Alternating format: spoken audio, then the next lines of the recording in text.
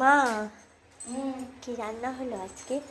কি রান্না আজকে তো হলো? বাবা বাড়ি আছে, কি তোর স্পেশাল বাবা রান্না বাড়ি হচ্ছে? থাকলো এই যে ধনেপাতার চাটনি কালকে রয়েছে, হ্যাঁ। আর এখন একটুখানি ফুলকপি ভেজেছি আর দুটো বড়া ভেজেছি। কুমড়ো ফুল ছিল, নষ্ট হয়ে যাচ্ছিল। আর এই যে ধোঁয়া ওঠা ভাত গরম। আর তোর বাবা কালকে ল্যাঠা মাছ কিনে এনেছিল, সেই জ্যান্ত ল্যাঠা মাছ, তাই আলু বেগুন দিয়ে তোর বাবাকে করে দিলাম।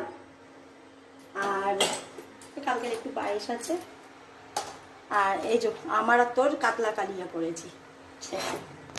ব্যাস, আজকে এই রান্নাই করেছি। আজকে আর বেশি কিছু করতে পারলাম না, অনেক বেলা হয়ে গেছে। বন্ধুরা আজকে এই পর্যন্তই, এই রান্না বান্না করেছি। আর অনেক বেলা হয়ে গেছে আজকের বাবা বাড়ি, আর এই যে রান্না সেরে উঠলাম 1:40 হচ্ছে। এবার কাপড় কাচা আছে, বাসন ধোয়া আছে, এই এখনো অনেক কাজ আছে।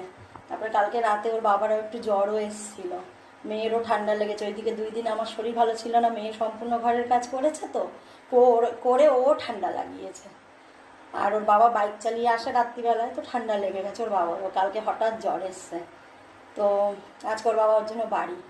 আজকের এই রান্নাবান্না করেছি।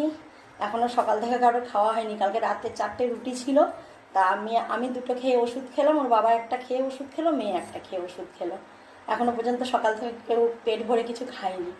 তো বন্ধুরা এখন এই পর্যন্ত, সবাই সুস্থ থাকেন, ভালো থাকেন।